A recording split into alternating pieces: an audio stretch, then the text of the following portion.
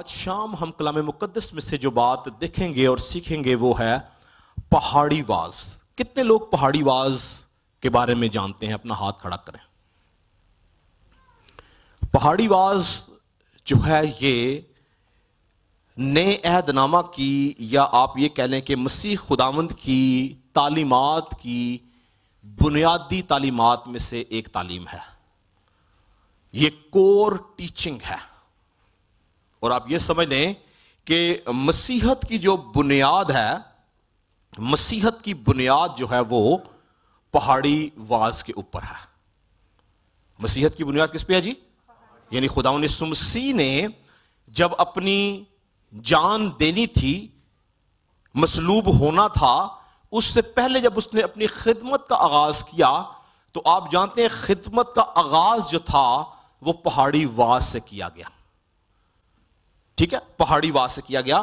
تو ہم دیکھیں گے کہ پہاڑی واز جو ہے وہ کیا ہے اور پہاڑی واز مسیحت کے اندر کیا اہمیت رکھتا ہے اور کس طرح سے پہاڑی واز جو ہے وہ ہماری زندگیوں کے اندر پورا ہونا ضروری ہے. تو یاد رکھیں کہ جس طرح سے پرانے عہد نامہ کی کلیسیا جو کہ قوم بنی اسرائیل تھی، اس کو کوئی سینا کے اوپر شریعت یعنی 10 احکام دیے گئے، اس طرح سے نئے عہد نامہ کی کلیسیا کے اندر نئے عہد نامہ کا جو نجات دہندہ ہے یسوع مسیح، اس نے کوئی زیتون کے اوپر پہاڑی واز کیا. اور جس طرح سے 10 احکام موسیٰ کی معرفت ملے، اس طرح سے پہاڑی واز جو تھا وہ یسوع مسیح کی معرفت ملا. یہودی قوم آج بھی انہی 10 احکام پہ زندگی جیتی ہے اور مسیحی قوم جو ہے وہ پہاڑی واز کے مطابق اپنی زندگی جیتی ہے. پریز گاڈ. تو اس لیے یہ بڑی اہم ٹیچنگ ہے. میرے ساتھ نکالیں، اگر ہم متی کی انجیل اس کا 5واں باب، 6واں باب اور 7واں باب، یہ 3 ابواب جو ہیں یہ مکمل طور پر پہاڑی واز کے اوپر ہیں. لیکن ہم آج سب سے پہلے 4 جو حکم ہیں یا سب سے پہلے 4 قوانین جو ہیں پہاڑی واز کے، آج ہم اس کے بارے میں دیکھیں گے اور سیکھیں گے کہ وہ کیا کہتے ہیں. متی کی انجیل اس کا 5واں باب پڑھیں جی ذرا، پہلی آیت سے 10ویں آیت تک کیا لکھا ہے. وہ اس بھیڑ کو دیکھ کر پہاڑ پر چڑھ گیا اور جب بیٹھ گیا تو اس کے شاگرد اس کے پاس آئے اور وہ اپنی زبان کھول کر ان کو یوں تعلیم دینے لگا: مبارک ہے وہ جو دل کے غریب ہیں، کیونکہ آسمان کی بادشاہی انہی کی ہے. مبارک ہے وہ جو غمگین ہے، کیونکہ وہ تسلی پائیں گے. مبارک ہے وہ جو حلیم ہیں، کیونکہ وہ زمین کے وارث ہوں گے. مبارک ہے وہ جو راست بازی کے بھوکے اور پیاسے ہیں، کیونکہ وہ آسودہ ہوں گے. مبارک ہے وہ جو رحم دل ہیں، کیونکہ ان پر رحم کیا جائے گا.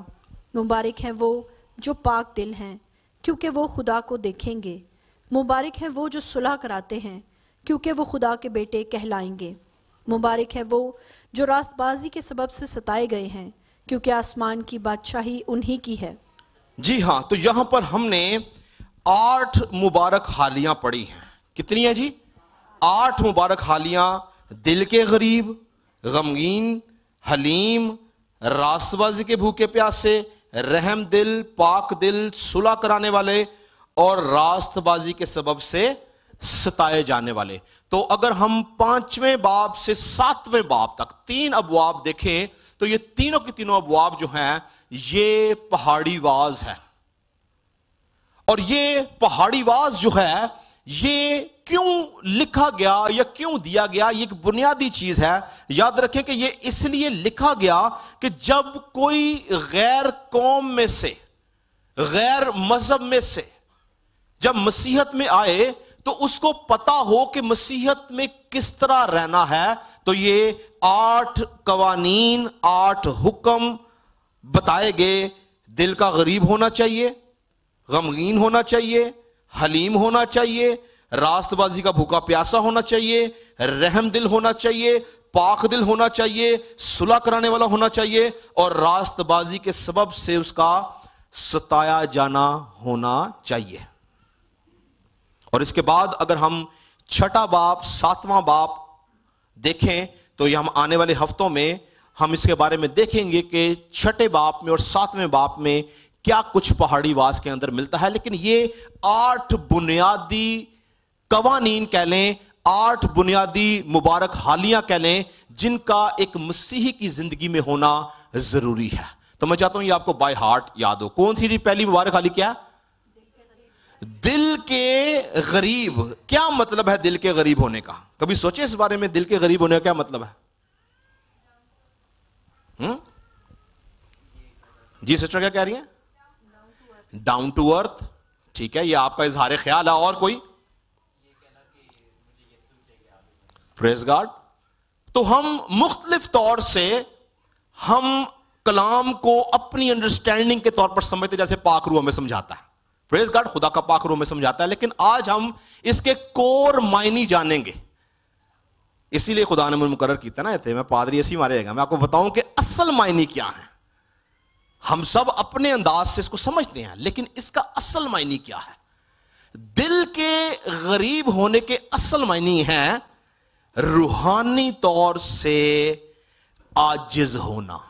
میرے ساتھ رہیے گا، یہ میں جب سیریز ختم کروں گا پھر میں آپ سے پوچھوں گا ان کے معنی کیا ہیں. جی روحانی طور سے، یعنی ہر وقت روحانی محتاج ہونا خداوند کے، ہر وقت روحانی محتاج ہونا روح القدس کے، ہر وقت روحانی طور سے روح القدس کو ڈھونڈنا، ہر وقت روحانی طور سے خداوند کو ڈھونڈنا، ہر وقت کہنا خداوند میں کچھ نہیں تو سب کچھ ہے. یہ ہے دل کے غریب ہونا.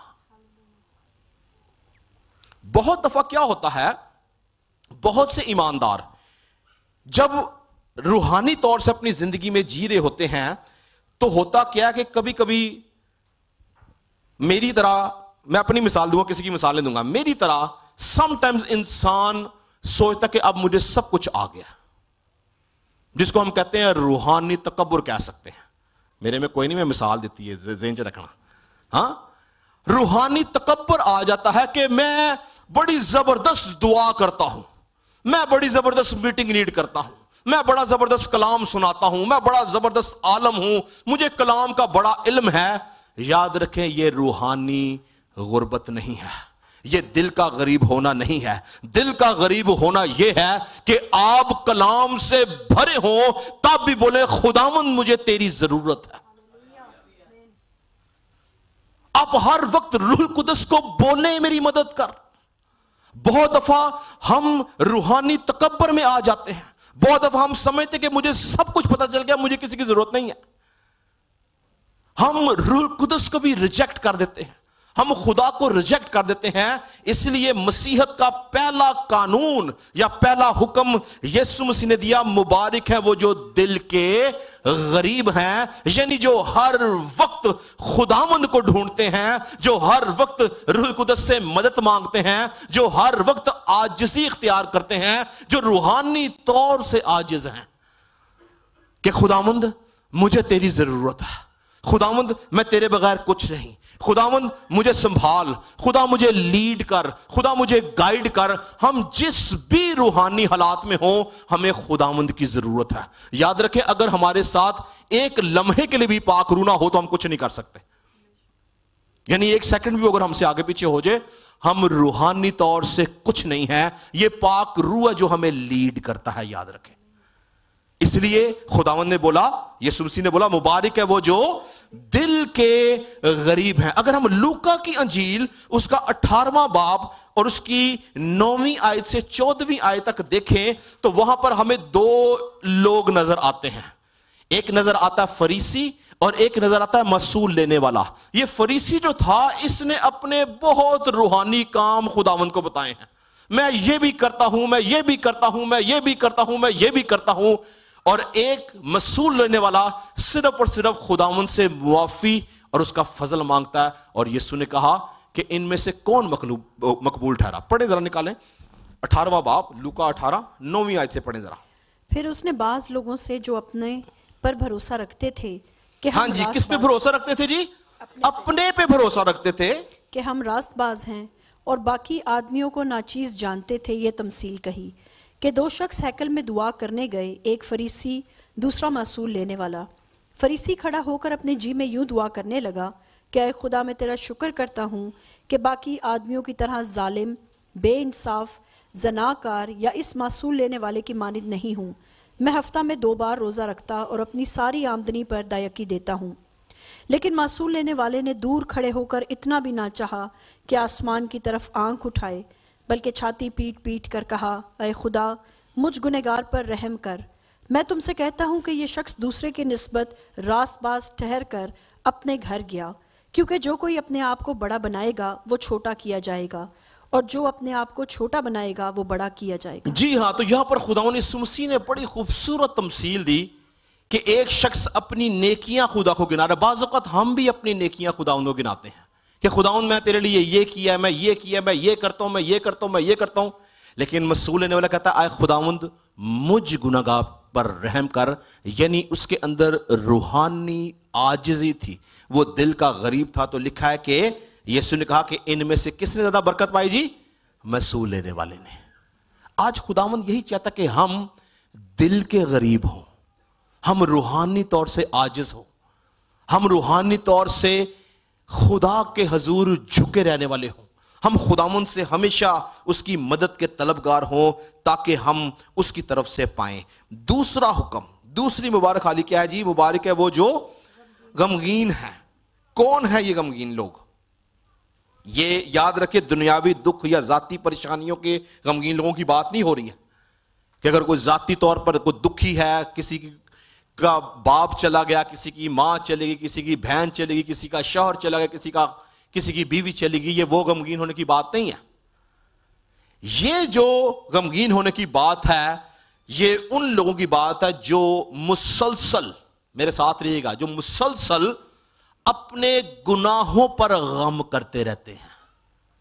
کس پہ جی؟ اپنے گناہوں پر غم۔ آپ جانتے ہیں کہ ہم سب جو ایماندار ہیں، ہم سب ایماندار ہیں نا، ہم سے کہیں نہ کہیں کسی نہ کسی جگہ چھوٹی موٹی غلطی ہوتی ہے، ایسے ہی ہے نا۔ ہم بعض اوقات جان بوجھ کے گناہ نہیں کرتے، لیکن جسم میں ہے کبھی کوئی غلطی خطا ہو جاتی ہے۔ جب ہم سے غلطی خطا ہوتی ہے تو خدا یہ چاہتا ہے کہ ہم اس غلطی، اس خطا کے لیے غم کریں اور اس غم کے ساتھ دعا کریں کہ خداوند مجھے اس گناہ سے چھڑا اور مجھے معاف کر۔ یہ دینداری کے غم کی بات ہو رہی ہے۔ کس کی غم کی جی؟ دینداری کا جو غم ہے۔ دینداری کا جو غم ہے بائبل کہتی ہے وہ توبہ کی طرف لے کر جاتا ہے۔ جب ہم اپنی زندگی میں چھوٹی چھوٹی باتوں کے لیے خداوند کے حضور جھکتے، خداوند مجھ سے یہ خطا ہوئی، خدا مجھ سے یہ غلطی ہوئی، خدا میں نے یہ کر دیا، مجھے معاف کر، مجھے رہا کر، مجھے بحال کر، یہ ہم غم کرتے ہیں۔ اور آپ جانتے کہ بہت دفعہ بہت سے ایماندار اپنی چھوٹی چھوٹی باتوں کے اوپر غم نہیں کرتے، وہ ان عادتوں میں اتنے پکے ہو جاتے ہیں کہ ان کو ابلیس غم کرنے ہی نہیں دیتا۔ وہ سمجھتے ہیں کہ یہ کام ٹھیک ہے، وہ سمجھتے ہیں یہ باتیں ٹھیک ہیں، اس میں توبہ کی ضرورت نہیں ہے۔ مگر یاد رکھیں کہ خدا یہ چاہتا ہے کہ ہم داؤد کی طرح، ہم پترس کی طرح، ہم موسیٰ کی طرح، جب ہم سے چھوٹی چھوٹی غلطی بھی ہو۔ آپ داؤد کو پڑھیں زبوروں کے اندر، زبوروں کے اندر 90% جو داؤد کے زبور ہیں اس کے اندر اس کی دعا، اس کی التجا، اس کا غم، اس کی مناجاتیں، اس کی درخواستیں ہیں کہ خداوند مجھے دشمنوں نے گھیر لیا، خداوند مجھے چھڑا لے، خدا مجھ سے یہ گناہ ہو گیا، خدا میں اس بات میں گر گیا، خدا مجھے تیرا ہاتھ چاہیے، تو میرا محکم قلعہ ہے، تو میری چھپنے کی جگہ ہے، خداوند میں یہ وہ چھوٹی چھوٹی بات پہ خدا کے حضور جاتا تھا، اپنے گناہوں پر غم کرتا تھا، اس لیے وہ خدا کے دل کے قریب آیا۔ دوسرا کرنتھیوں پہلے باب کی 30 آیت میں لکھا ہے ہمارے خدا نے یسوع مسیح کے خدا اور باپ کی حمد ہو جو رحمتوں کا باپ اور ہر طرح کی تسلی کا سرچشمہ ہے۔ ایک حوالہ نکالیں ذرا دوسرا کرنتھیوں 7 باب، دوسرا کرنتھیوں 7 باب، اور پڑھیں ذرا اس کی 8 سے 12 آیت میں کیا لکھا ہے۔ گو میں نے تم کو اپنے خط سے غمگین کیا مگر اس سے پچھتاتا نہیں، اگرچہ پہلے پچھتاتا تھا، چنانچہ دیکھتا ہوں کہ اس خط سے تم کو غم ہوا، گو تھوڑے ہی عرصہ تک رہا۔ اب میں اس لیے خوش نہیں ہوں کہ تم کو غم ہوا، بلکہ اس لیے کہ تمہارے غم کا انجام توبہ ہوا۔ تمہارے غم کا انجام کیا ہوا جی؟ تو یاد رکھے غم کا انجام توبہ ہوتا ہے۔ آگے، کیونکہ تمہارا غم خدا پرستی کا تھا، تاکہ تم کو ہماری طرف سے کسی طرح کا نقصان نہ ہو، کیونکہ خدا پرستی کا غم ایسی توبہ پیدا کرتا ہے جس کا انجام نجات ہے۔ کیونکہ خدا پرستی کا غم، اسی غم کی میں بات کر رہا ہوں. خدا پرستی کا غم مطلب جب ہم خداوند کے ساتھ چلنا چاہتے ہیں، جب خدا کے ساتھ چلنا چاہتے ہیں تو چھوٹی چھوٹی خطاؤں کے لیے ہم غم کرتے ہیں کہ خداوند مجھ سے اس بات کو چھڑا، خدا میری یہ عادت مجھ سے دور کر، خداوند مجھ سے یہ گناہ ہوا مجھے معاف کر. تو کیا لکھا ہے؟ کیونکہ خدا پرستی کا غم ایسی توبہ پیدا کرتا ہے جس کا انجام کیا ہے جی؟ نجات ہے، اور اس سے پچھتانا نہیں پڑتا، مگر دنیا کا غم موت پیدا کرتا ہے. تو یہاں پر جب خداوند یسوع مسیح نے بولا کہ مبارک ہے وہ جو غمگین ہیں، وہ ان غمگینوں کی بات کر رہا ہے جو کہ اپنے گناہوں کے اوپر پچھتاتے ہیں، اپنے گناہوں کے اوپر توبہ کرتے ہیں، اپنے گناہوں پر غم کرتے ہیں، ماتم کرتے ہیں، تب وہ توبہ اور نجات کی طرف چلتے ہیں. اور ان کی برکت پتہ کیا ہے؟ ان کی برکت ہے، لکھا کیونکہ وہ تسلی پائیں گے. تو جب ہم کنٹینیوس اپنے گناہوں کے لیے ماتم کرتے ہیں تو ایک وقت آتا ہے کہ خدا ہمیں اس میں سے نکالتا بھی ہے اور خدا ہمیں تسلی بھی دیتا ہے. ہیلیلویا. ہمارے دل کے اندر جو گلٹ ہوتا ہے وہ گلٹ جاتا رہتا ہے، ہمارے دل کے اندر جو ملال ہوتا ہے وہ ملال جاتا رہتا ہے. خدا ہمیں ریلیز کرتا ہے، ہمیں تسلی دیتا ہے، اس گناہ پہ اوور کم آنے کی قوت بھی دیتا ہے. تو جب ہم اس مبارک حالی پہ چلتے ہیں تو ہم تسلی پاتے ہیں. پریز گاڈ. تیسرے نمبر پہ کیا ہے جی؟ مبارک ہے وہ جو، کیا مطلب ہے حلیم ہونے کا؟ بتائیں آپ میں سے کوئی، میں چاہتا ہوں آپ بتائیں کیا مطلب ہے حلیم ہونے کا. بولیں کوئی بھی. ہاں، ویری گڈ. ہمبل ہونا، رحم دل ہونا، اور تو دیکھیں نا یہ ہمارا خیال ہے، اور یہ دیکھیں یہ ہم بھی یہی سمجھتے ہیں. کلام نہیں، کلام ڈیفرنٹ ہے. یہاں پہ حلیم ہونے کے مطلب کچھ اور ہے، حلیم ہونے کے مطلب کچھ اور ہے. اچھا، بہت سارے لوگ یہ سمجھتے ہیں کہ حلیم ہونے کا مطلب ہے کہ خاموش رہنا، درگزر کرنا، یا آپ یہ کہہ لیں کہ غصہ نہ کرنا. حلیم ہونے کا یہ مطلب ہے. اور آپ جانتے ہیں بائبل مقدس میں صرف 2 لوگ ایسے ہیں جن کے بارے میں حلیم کا لفظ یوز ہوا. ایک موسیٰ اور ایک یسوع مسیح. نکالیں اس کو، پہلے پڑھ لیتے ہیں پھر آگے اس کی ڈیٹیل دیکھیں گے. گنتی کتاب نکالیں جی ذرا، 12واں باب، اور پڑھیں ذرا اس کی 3 آیت. گنتی کتاب اس کا 12واں باب 3 آیت پڑھیں. کیا لکھا ہے؟ اور موسیٰ تو روئے زمین کے سب آدمیوں سے زیادہ حلیم تھا. تو موسیٰ کیا تھا جی؟ روئے زمین کے سب آدمیوں میں. سوچیں اس زمانہ میں اگر 1 لاکھ آدمی بھی ہو زمین پہ، جبکہ لاکھ نہیں تک، کئی 25 لاکھ تو صرف اسرائیلی تھے، تو لکھا پوری دنیا کے سب آدمیوں میں کون ہے جی؟ موسیٰ حلیم شخص ہے. اور دوسرا حوالہ پڑھیں جی ذرا، متی کی انجیل 11واں باب، اور پڑھیں ذرا اس کی 29 آیت. یہ یسوع مسیح کے لیے حلیم کا ورڈ یوز ہوا ہوا جی. یسوع مسیح خود کہتے ہیں، بولیں. میرا جوا اپنے اوپر اٹھا لو اور مجھ سے سیکھو، کیونکہ میں حلیم ہوں اور دل کا فروتن. میں حلیم ہوں اور دل کا فروتن. تو یہ 2 شخصیات ہمیں بائبل مقدس میں نظر آتی ہیں جن کے بارے میں حلیم کا لفظ یوز ہوا ہے. تو میں بھی ایک عرصہ تک سمجھتا رہا کہ حلیم کا مطلب ہے کہ آپ نے بالکل خاموش رہنا ہے، آپ نے کوئی بات نہیں کرنی، کبھی آپ نے غصہ نہیں کرنا، کبھی آپ نے کسی کو ڈانٹنا نہیں، کبھی آپ نے کسی کو تنبیہ نہیں کرنی. یہ شاید اس کا مطلب ہے حلیم. یہ نو، حلیم اگر یہ مطلب ہے تو آپ جانتے ہیں موسیٰ جس کے بارے میں بائبل یہ کہتی ہے کہ وہ پوری روئے زمین پر سب سے حلیم شخص ہے، خروج کی کتاب میں اس نے قتل کیا. خروج کی کتاب میں اس نے قتل کیا. اور پھر آئیں ذرا ہم موسیٰ کو دیکھیں ذرا، نکالیں بلکہ سوری خروج نکالیں پہلے. خروج کی کتاب اس کا 32 باب کی 19 آیت پڑھیں. کیا لکھا ہے؟ ہم 3-4 آیتیں پڑھیں گے موسیٰ کے لیے. اور لشکرگاہ کے نزدیک آ کر اس نے وہ بچڑا اور ان کا ناچنا دیکھا، تب موسیٰ کا غضب بھڑکا اور اس نے ان لوگوں کو اپنے ہاتھ میں سے پٹک دیا. ہاں جی، موسیٰ کا کیا ہوا جی؟ غضب بھڑکا. اچھا، ایک اور والا پڑھے جی، گنتی کتاب اس کا 16 باب 15ویں آیت پڑھے ذرا. تب موسیٰ نہایت طیش میں آ کر خداوند سے کہنے لگا. تب موسیٰ نہایت کس میں جی؟ طیش میں آ کے. اچھا، 20 باب کی ذرا 10 آیت پڑھ لیں جی ذرا. 20 باب کی 10ویں آیت. اور موسیٰ اور ہارون نے جماعت کو اس چٹان کے سامنے اکٹھا کیا اور اس نے ان سے کہا، سنو اے باغیوں. تو یہاں پر وہ کہتا ہے سنو آئے باغیو، یعنی 40 سال کے اندر میں سٹڈی کر رہا تھا تو کم از کم کوئی 25 سے 28 واقعات ہیں جہاں پہ موسیٰ سخت غضبناک ہوا ہے، موسیٰ کو غصہ آیا ہے، موسیٰ نے ان سے بات چیت کی ہے. تو بائبل کہتی ہے کہ وہ دنیا کا حلیم ترین شخص ہے. تو اس کا مطلب کیا ہے کہ حلیم کے معنی کچھ اور ہے. یسوع مسیح کی بات کریں تو خدا نے یسوع مسیح نے فقی فریسیوں کو کئی بار ان کو ڈانٹا، ان پہ غصہ کیا. لکھا اس نے کوڑا اٹھا کے تو صرافوں کی نقدی بکھیر دی اور ان کو باہر نکال دیا. لیکن یسوع کے بارے میں لکھا کہ وہ حلیم ہے. اس کا مطلب ہے کہ حلیم کے معنی جو ہم سوچتے ہیں وہ نہیں ہے، حلیم کے معنی کچھ اور ہے. تو سنیں حلیم کے معنی کیا ہے.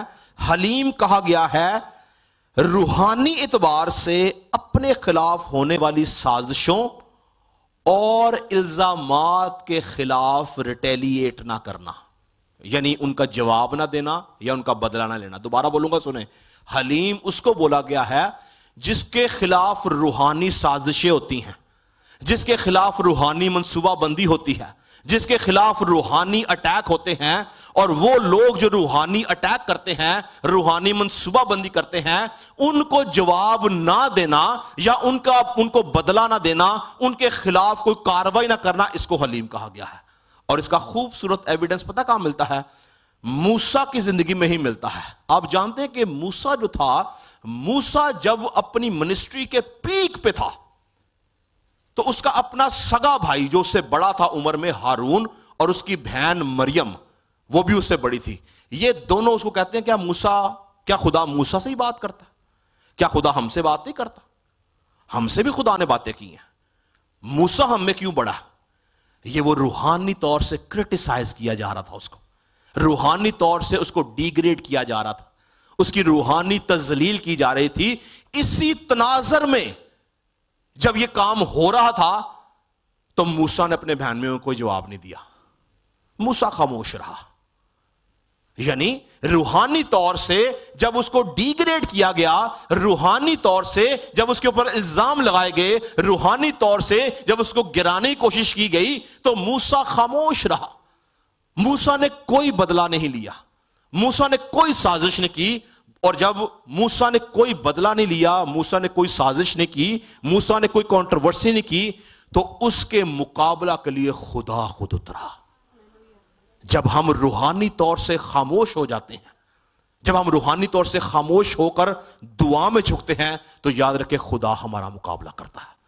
ہماری طرف سے خدا لڑتا ہے، ہماری طرف سے خدا جاتا ہے، ہماری طرف سے خدا ان لوگوں کو جواب دیتا ہے. پڑھ لیں ذرا اس حوالے کو، یہاں پر ہی یہ بات یوز ہوئی. گنتی کی کتاب پڑھے ذرا 12ویں باب کی پہلی آیت سے پڑھیں، کیا لکھا ہے. اور موسیٰ نے ایک کوشی عورت سے بیاہ کر لیا، سو اس کوشی عورت کے سبب سے جسے موسیٰ نے بیاہ لیا تھا، مریم اور ہارون اس کی بدگوئی کرنے لگے. وہ کہنے لگے کہ کیا خداوند نے فقط موسیٰ ہی سے باتیں کی ہیں؟ کیا اس نے ہم سے بھی باتیں نہیں کی؟ اور خداوند نے یہ سنا. اور موسیٰ تو روئے زمین کے سب آدمیوں سے زیادہ حلیم تھا. ہاں جی، اب یہاں پر دیکھیں اس تناظر میں یہ بات کی جا رہی ہے کہ موسیٰ نے یہ سنا، موسیٰ نے یہ باتیں سنی، یعنی اس نے اپنے خلاف ہونے والی مخالفت سنی. تو آگے لکھا تو کیونکہ موسیٰ تو پورے روئے زمین کے اوپر سب سے حلیم شخص تھا. ہاں جی آگے. سو خداوند نے ناگہاں موسیٰ اور ہارون اور مریم سے کہا کہ تم تینوں نکل کر خیمہ اجتماع کے پاس حاضر ہو. سو وہ تینوں وہاں آئے، اور خداوند ابر کے ستون میں ہو کر اترا اور خیمہ کے دروازے پر کھڑے ہو کر ہارون اور مریم کو بلایا. وہ دونوں پاس گئے. تب اس نے کہا میری باتیں سنو. اگر تم میں کوئی نبی ہو تو میں جو خداوند ہوں اسے رویا میں دکھائی دوں گا اور خواب میں اس سے باتیں کروں گا. پر میرا خادم موسیٰ ایسا نہیں ہے، وہ میرے سارے خاندان میں امانت دار ہے. میں اس سے مہموں میں نہیں بلکہ روبرو اور سری طور پر باتیں کرتا ہوں، اور اس سے خداوند کا دیدار بھی نصیب ہوتا ہے. سو تم کو میرے خادم موسیٰ کی بدگوئی کرتے خوف کیوں نہ آیا؟ اور خداوند کا غضب ان پر بھڑکا اور وہ چلا گیا. اور ابر خیمہ کے اوپر سے ہٹ گیا، اور مریم کوڑ سے برف کی مانند سفید ہو گئی. اور ہارون نے جو مریم کی طرف نظر کی تو دیکھا کہ وہ کوڑی ہو گئی ہے. تب ہارون موسیٰ سے کہنے لگا، ہائے میرے مالک، اس گناہ کو ہمارے سر نہ لگا، کیونکہ ہم سے نادانی ہوئی اور ہم نے خطا کی. اور مریم کو اس مرے ہوئے کی طرح نہ رہنے دے جس کا جسم اس کی پیدائش ہی کے وقت آدھا گلا ہوا ہوتا ہے. تب موسیٰ خداوند سے فریاد کرنے لگا کہ اے خدا، میں تیری منت کرتا ہوں اسے شفا دے۔ اور خداوند نے موسیٰ سے کہا کہ اگر اس کے باپ نے اس کے منہ پر فقط تھوکا ہی ہوتا تو کیا 7 دن تک وہ شرمندہ نہ رہتی؟ سو وہ 7 دن تک لشکرگاہ کے باہر بند رہے، اس کے بعد وہ پھر اندر آنے نہ پائے۔ چنانچہ مریم 7 دن تک لشکرگاہ کے باہر بند رہی، اور لوگوں نے جب تک وہ اندر آنے نہ پائی کوچ نہ کیا۔ اس کے بعد وہ لوگ حسریات سے روانہ ہوئے اور دشت فاران میں پہنچ کر انہوں نے ڈیرے ڈالے۔ تو یہ خوبصورت ترین مثال ہمیں نظر آتی ہے حلیمی کی۔ موسیٰ کے خلاف کوئی غیر نہیں بلکہ اس کے اپنے سگے بہن بھائی اٹھے اور انہوں نے اس کی مخالفت کی۔ موسیٰ خاموش رہا۔ اس لیے یاد رکھیں حلیم کا مطلب ہے اپنے خلاف ہونے والی روحانی سازشوں، مخالفتوں اور الزامات کے خلاف خاموش رہنا۔ بس خداوند آپ کی طرف سے فیصلہ کرتا ہے، خدا آپ کی طرف سے عدالت کرتا ہے، آپ کا یہ ایکٹ جو ہے وہ خدا کو پسند آتا ہے۔ اس کو بولا گیا ہے حلیم ہونا، اور اس کا اجر کیا ہے، برکت کیا ہے، اگلے ہے کیونکہ وہ زمین کے وارث ہوں گے۔ جو لوگ حلیم ہیں، علماء یہ کہتے ہیں کہ جو نئی زمین اور نیا آسمان دیا جائے گا، حلیم جو ہے وہ اس زمین کے اوپر حکومت کریں گے۔ کیا لکھا ہے؟ وہ زمین کے وارث۔ اگر آپ زبوروں میں پڑھیں، زبوروں میں پیشن گوئی اس بات کی کہ حلیم جو ہے وہ زمین کے وارث ہوں گے۔ تو یہاں پر خدا نے سمسی جو تیسری بات کرتا ہے کہ جو حلیم ہیں وہ زمین کے وارث ہوں گے۔ چوتھی بات، چوتھا حکم یا چوتھی مبارک حالی کیا ہے جی؟ مبارک ہے وہ جو راست بازی کے بھوکے اور راست بازی کے بھوکے اور پیاسے ہیں۔ یاد رکھیں لفظ راست باز جس کو ہم انگلش میں رائچس کہتے ہیں، اس کا جو تھیولوجیکل اس کے معنی ہیں a person who is having ability to stand next to God، یعنی ایک ایسا شخص جو اپنے اندر اس بات کی قابلیت رکھتا ہو کہ خدا کی حضوری میں، خدا کی قربت میں، خدا کے سامنے، خدا کے ساتھ کھڑا ہو کے خدا سے بات چیت کر سکے۔ اور آپ جانتے ہیں کہ اس پوری دنیا میں سوائے یسوع کے کوئی شخص خود سے راست باز نہیں ہو سکتا۔ نہ بائبل کہتی ہے کہ شریعت کے اعمال سے کوئی راست باز ٹھہر سکتا ہے، نہ اپنے اعمال سے، نہ اپنی نیکیوں سے، نہ اپنے کاموں سے۔ اگر کوئی راست باز ٹھہر سکتا ہے تو اس کا ایک پیمانہ، ایک کلیہ ہے، اور وہ ہے ایمان۔ کیا لکھا ہے؟ پس ابراہیم خدا پر ایمان لایا اور یہ اس کے حق میں راست بازی گنا گیا۔ تو یاد رکھیں کہ جب ہم خدا پر ایمان لاتے ہیں تو پہلا کام ہوتا ہے کہ ہم راست باز ٹھہرتے ہیں۔ کیا ہوتا ہے جی؟ ہم راست باز ٹھہرتے ہیں، یعنی خدا ہمیں راست باز ٹھہراتا ہے۔ اور جب خدا ہمیں راست باز ٹھہراتا ہے تو اس کے بعد اگلا کام پتہ کیا ہوتا ہے؟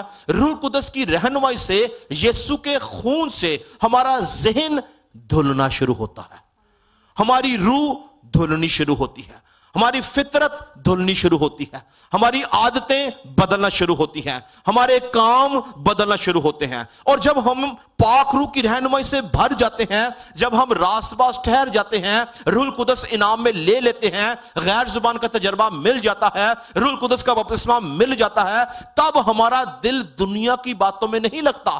تب ہم روحانی محفلیں ڈھونڈتے ہیں، تب ہم روحانی لوگ ڈھونڈتے ہیں، ہم روحانی کام ڈھونڈتے ہیں۔ اور جب ہم روحانی کام ڈھونڈتے، روحانی محفلیں ڈھونڈتے ہیں، وہاں پہ ہمارا دل، ہمارا ذہن تسلی پاتا ہے۔ اس کو بولا کہ وہ راست بازی کے بھوکے اور پیاسے ہوں گے۔ Hallelujah, hallelujah. جب ہم خدا کے کاموں میں بڑھنا شروع ہوتے ہیں، جب ہم خدا کے کلام میں بڑھنا شروح ہوتے ہیں، اور یاد رکھیں کہ بغیر راست باز ٹھہرے، یعنی بغیر ایمان لائے، بغیر نجات پائے، بغیر پانی کے بپتسمے کے، بغیر روح القدس کی بپتسمے کے، ہم خدا کے بھوکے پیاسے ہو ہی نہیں سکتے۔ خدا کے بھوکے پیاسے یا راست بازی کے بھوکے پیاسے ہم اس وقت ہوتے ہیں جب ہم میں روح القدس رہتا ہے، جب ہم پاک روح کا مقدس ہوتے ہیں، جب ہم پاک روح کا مسکن ہوتے ہیں، جب روح القدس ہماری زندگی میں رہتا ہے، تب ہم بھوکے اور پیاسے ہوتے ہیں راست بازی کے، یعنی راست بازی کے کاموں کے۔ اور پھر جب ہم راست بازی کے بھوکے اور پیاسے ہوتے ہیں تو اس کی برکت کیا لکھی ہے جی؟ کیونکہ وہ کیا ہوں گے جی؟ اسودہ ہوں گے. اسودہ کے معنی ہے جسمانی سیرابی, جسمانی طور سے سیر ہونا. جب ہم روحانی کاموں میں بڑھتے چلے جاتے ہیں تو ہم جسمانی تو سیر ہوتے ہیں, ہم روحانی طور سے بھی اسودہ ہوتے ہیں, ہم روحانی طور سے بھی سیر ہوتے ہیں, ہم روحانی طور سے تسکین پاتے ہیں. پانچویں مبارک حالی کیا ہے جی؟ پانچویں آج کے دن کے لیے پانچویں اور آخری مبارک حالی ہے جی, مبارک ہے وہ جو رحم دل ہیں. مبارک ہے وہ جو رحم دل ہیں. یہ رحم دل کون ہے؟ یاد رکھیں, جو رحم ہے یہ خدا کی مختلف صفات میں سے ایک صفت ہے. رحم جو ہے خدا کی مختلف صفات میں سے ایک صفت ہے. خدا کے بارے میں ہے کہ خدا رحیم ہے, یعنی وہ رحم کرنے والا ہے. تو جب ہم رحم دل ہوتے ہیں تو رحم دل کا مطلب پتہ کیا ہے؟ کسی کا دکھ, کسی کا درد, کسی کی مصیبت, کسی کی مشکل کو اپنا دکھ, اپنی مصیبت, اپنی مشکل سمجھنا, اور صرف اس کو سمجھنا نہیں بلکہ عملی طور پر اس کی مدد بھی کرنا. ممکن ہے کہ یہ مدد جو ہے یہ دعا روزے کے وسیلہ سے آپ کریں, ممکن ہے یہ مدد جو ہے یہ روحانی مشورت کے وسیلہ سے کریں, ممکن ہے یہ جو مدد ہے یہ روپے پیسے کے وسیلہ سے کریں. جب آپ رحم دل ہوتے ہیں تو آپ دوسروں کی مشکلات, مصیبتوں کے اندر جس طرح خدا آپ کو توفیق دیتا ہے آپ اس کی مدد کرتے ہیں, اور جب آپ اس کی مدد کرتے ہیں تو اصل میں آپ خدا کا ہاتھ بٹاتے ہیں رحم کرنے میں.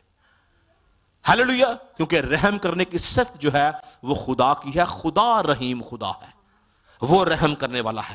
اور اس کی برکت کیا ہے کہ لکھا کیونکہ ان پر بھی رحم کیا جائے گا.